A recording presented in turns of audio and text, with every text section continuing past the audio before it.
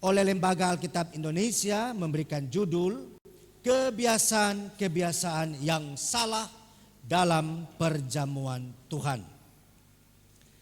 Nah, Bapak Ibu Saudara, dalam teks bacaan kita ini kita menemukan adanya kritikan tajam dari Rasul Paulus kepada orang-orang percaya di Korintus yang ternyata telah salah atau yang telah keliru dalam memahami dan melaksanakan perjamuan Tuhan. Sebenarnya tradisi perjamuan Tuhan ini sudah ada pada jemaat mula-mula. Kita bisa baca dalam Kisah Rasul pasal 2 ayat 41 hingga 47. Di mana ketika orang-orang percaya waktu itu berkumpul, makan persekutuan, mereka memecahkan roti dan minum anggur.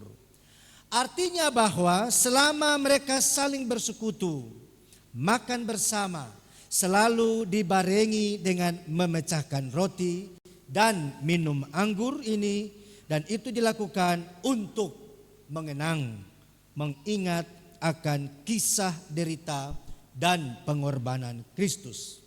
Nah, tradisi ini dipelihara untuk membentuk jati diri orang-orang percaya waktu itu, termasuk orang-orang percaya di Korintus. Sayangnya Bapak Ibu, tradisi ini mulai mengalami semrawut.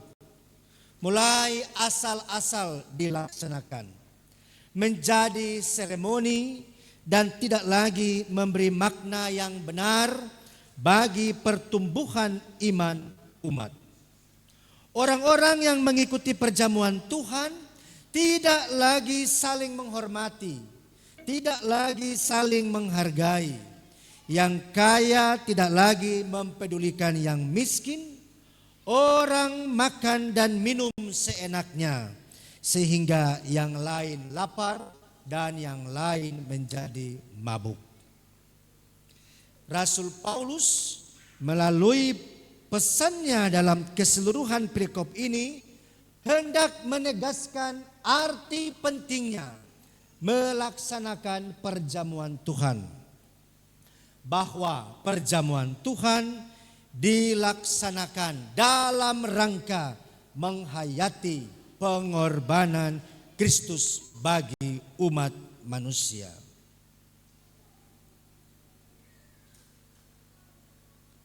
Saudara-saudara,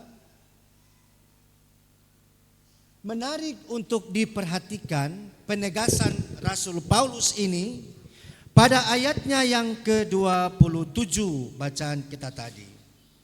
Saya membaca sekali lagi. Pada ayatnya yang ke-27 bacaan kita tadi. Jadi siapa saja dengan cara yang tidak layak makan roti atau minum cawan Tuhan, ia berdosa terhadap tubuh dan darah Tuhan. Saudara-saudara, ayat ini ternyata dalam praktek hidup persekutuan orang percaya masa kini telah menjadi bias. Ya, dalam praktek-praktek hidup kita masa kini telah menjadi bias, kalau tidak mau dikatakan multitafsir. Banyak orang memahami ayat ini atau frasa ini berbeda-beda. Ada sebagian warga memahami sebagai bentuk larangan untuk duduk perjamuan jika ada persoalan amoral. Ada sebagian melihat ayat ini sebagai bentuk koreksi diri pribadi. Nah, terhadap dua pandangan seperti ini, gereja kadang menjadi hakim untuk menilai dan lalu membatasi orang untuk duduk dalam perjamuan Tuhan. Bahkan sebagai gereja, kita cenderung melihat kesalahan orang lain, lalu menghakiminya sebagai orang berdosa, sehingga memaksa yang bersangkutan untuk tidak ikut perjamuan Tuhan atau perjamuan kudus. Lalu akhirnya perjamuan kudus menjadi perjumpaan orang-orang suci. Perjamuan kudus menjadi perjumpaan orang-orang yang tidak berdosa, tanda kutip. Bahwa yang berdosa, yang bercela, yang tidak layak atau tidak pantas, tidak boleh ikut perjamuan kudus. Padahal ada firman Tuhan. Tuhan Yesus dalam pelayanannya justru mencari mereka yang hilang. Katanya dalam Matius 11 ayat 28. Anak sekolah minggu so hafal ayat ini. Marilah kepadaku semua yang letih lesu dan berbeban berat, aku akan memberikan apa Bapak Ibu? Kelegaan kepadamu. Yesus sendiri membuka pintu pertobatan bagi orang yang mau bertobat. Manusia justru membangun tembok bagi mereka yang berdosa untuk menemukan kasih karunia dari Allah. Karena itu Bapak Ibu Saudara, mari perhatikan ayat 27 teks bacaan kita tadi. Saya menggarisbawahi frasa, siapa saja yang dengan cara tidak layak. Itu frasanya. Sebenarnya apa yang dimaksud Rasul Paulus dengan frasa ini? Siapa saja yang dengan cara tidak layak. Apa maksud Paulus? Dengan membaca ayat-ayat sebelumnya dari keseluruhan perikop bacaan kita, khusus ayat 20 hingga 21, kita akan dapat memahami maksud Paulus. Bahwa perjamuan kudus dirayakan bukan diperuntukkan bagi orang-orang suci, bagi orang-orang benar, tetapi justru kepada siapa saja yang mau datang kepadanya tanpa ada persyaratannya. Menurut Paulus, yang utama dari perayaan perjamuan Tuhan ini ada pada ayat yang ke-28. Dan ini poin pentingnya menurut saya.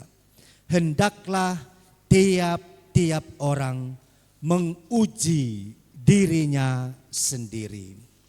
Sekali lagi, hendaklah tiap-tiap orang menguji dirinya sendiri. Wasitai nange diri masih reten. Tero boloa. Tero. Cuma itu saja, jangan tambah. Ya. Rasul Paulus tidak mengatakan agar kita menguji diri orang lain. Rasul Paulus tidak bilang kita boleh menilai orang lain. Dia pantas kata pantas untuk duduk di perjamuan Tuhan. Bukan mencari kesalahan orang lain. Rasul Paulus bilang tiap-tiap orang menguji dirinya sendiri.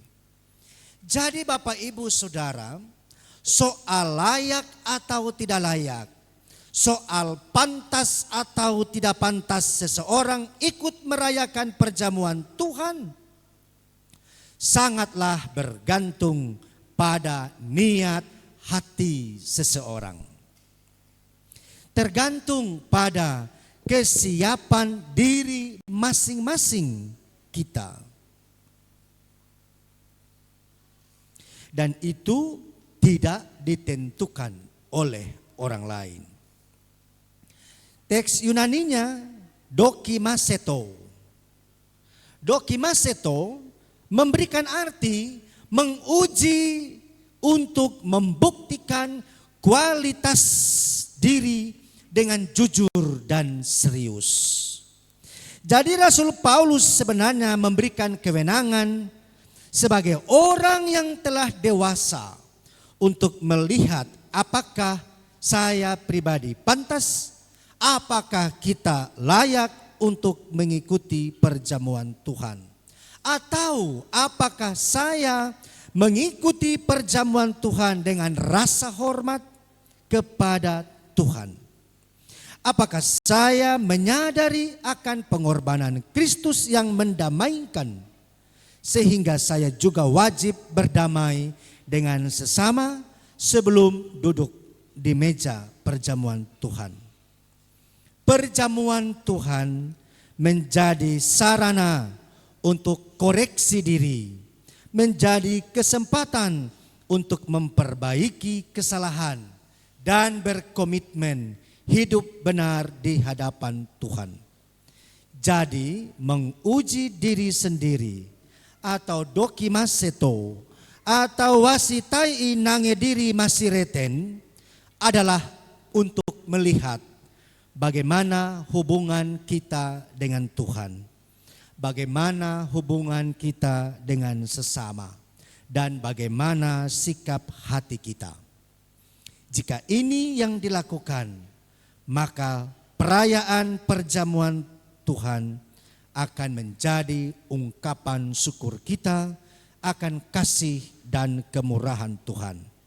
Sehingga dengan begitu, sesuai tema minggu berjalan ini, perjamuan kudus bukan sekedar menjadi perjamuan biasa. Tuhan memberkati kita semua. Amin.